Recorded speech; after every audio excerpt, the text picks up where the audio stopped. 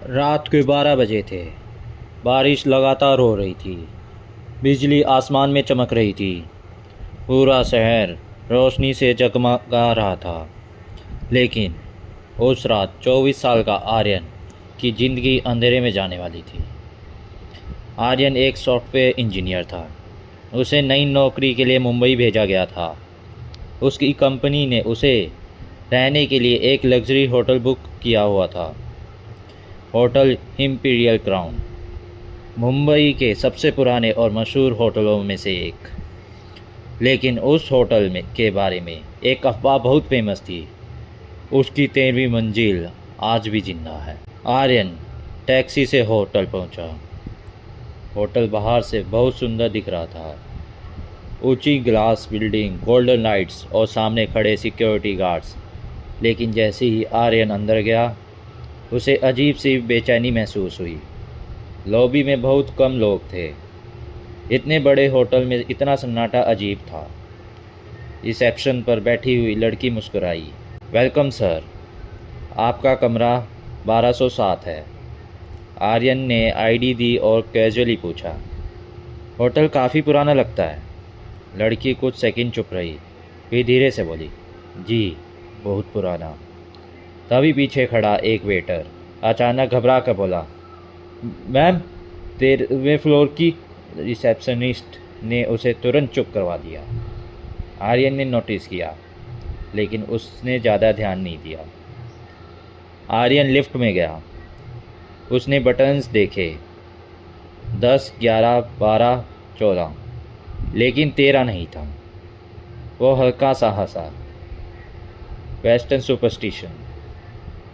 तभी उसके पीछे किसी बूढ़े आदमी की आवाज़ आई, 13वीं मंजिल गायब नहीं हुई, उसे छुपाया गया है।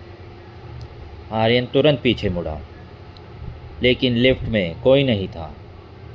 उसके शरीर में हल्की सी सिरन दौड़ पड़ी। कमरा बहुत सुंदर था। बड़ी खिड़की से पूरा मुंबई दिखाई दे रहा था। आर्यन ने सामान रखा और बेड पर लेट गया। लेकिन तभी ऊपर से आवाज़ आने लगी, ठक ठक ठक, जैसे ही कोई भारी चीज़ घसीट रहा हो। आर्यन ने सीलिंग की तरफ देखा। ऊपर तो 13वां फ्लोर होना चाहिए, लेकिन वहाँ तो कोई फ्लोर नहीं था। तभी अचानक कमरे की लाइट्स ब्लिंक होने लगी और फिर सब नॉर्मल हो गया। आर्यन गहरी नींद में था। अचानक कमरे का लैंडलाइन फ़ोन बजने लगा, ट्रिंग ट्रिंग। उसने घड़ी देखी, 3 बजे हुए थे। आर्यन ने फ़ोन उठाया। कुछ सेकंड तक सिर्फ गहरी सांस सुनाई दे रही थी। फिर एक लड़की की धीमी आवाज़ आई, प्लीज़ दरवाज़ा मत खोलना। फ़ोन कट गया। उसी समय कमरे के बाहर नॉक होने लगा, ठक ठक ठक। आर्यन डर गया। उसने धीरे से पूछा, कौन है?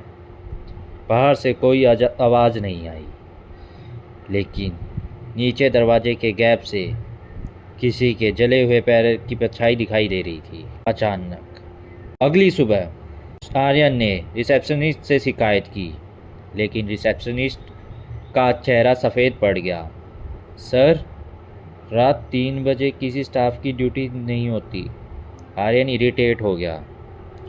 तो फिर मेरे दरवाजे पर कौन था? तभी पास खड़ा बूढ़ा सिक्योरिटी गार्ड धीरे से बोला, अगर आपने दरवाज़ा खोल दिया होता तो आज सुबह आप जिंदा नहीं होते। लॉबी में अचानक सन्नाटा छा गया। आर्यन अब डर चुका था। उसने इंटरनेट पर होटल के बारे में सर्च किया। उसे एक पुरानी न्यूज़ मिली, hotel Imperial Crown fire accident 2009।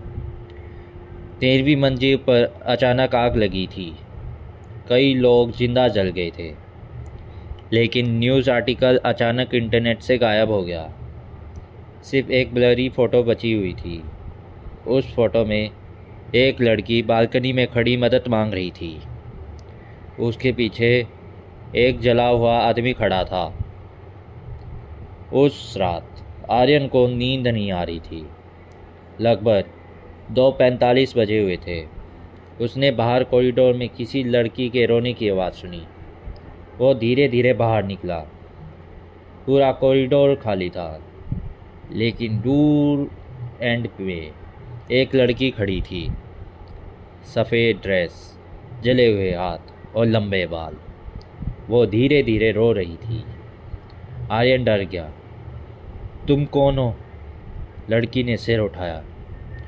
उसकी आंखें पूरी खाली थी। वो फिर जाग गया। अचानक कॉरिडोर की लाइट्स बंद हो गई। अचानक लिफ्ट का दरवाज़ा खुला। अंदर कोई नहीं था, लेकिन सारे बटन्स अपने आप ब्लिंक कर रहे थे। फिर धीरे धीरे एक नया बटन जलने लगा, 13। आर्यन पीछे हट गया, लेकिन अचानक किसी इनविजिबल ताकत ने उसे लिफ्ट के अंदर खींच लिया। दरवाजे बंद हो गए। लिफ्ट ऊपर जाने लगी, बहुत धीरे, बहुत डरावनी आवाज़ के साथ। टिंग। लिफ्ट रुक गई। दरवाज़ा खुला। सामने लंबा अंधेरा कॉरिडोर था। दीवारें जली हुई थी। सीलिंग से पानी टपक रहा था और हवा में जलने की बदबू फैली हुई थी। पूरा फ्लोर अबंडेंट था, लेकिन सबसे डरावनी बात, दीवारों पर हाथ के निशान थे, जैसे लोग बाहर निकलने की कोशिश करते हुए मार रहे हों। कॉरिडोर के आखिरी में एक दरवाज़ा था। उस पर लिखा था 1307। आर्यन धीरे धीरे अंदर गया। कमरा पूरी तरह जला हुआ था। फर्नीचर राख बन चुका था, लेकिन कमरे के बीच में एक पुरानी डायरी पड़ी थी। आर्यन ने डायरी खोली। उसमें लिखा था, मैनेजर ने हमें बाहर निकलने नहीं दिया। उन्होंने फायर अलार्म बंद कर दिया। हम सब यहाँ मर जाएंगे। आर्यन के हाथ कांपने लगे। तभी पीछे से आवाज़ आई, और हम मर गए। आर्यन धीरे धीरे पीछे मुड़ा और उसकी चीख निकल गई। सामने एक लंबा आदमी खड़ा था, पूरा शरीर जला हुआ, त्वचा पिघली हुई और आंखें लाल। वो धीरे धीरे आर्यन की तरफ बढ़ रहा था। अब तुम भी यहीं रहोगे।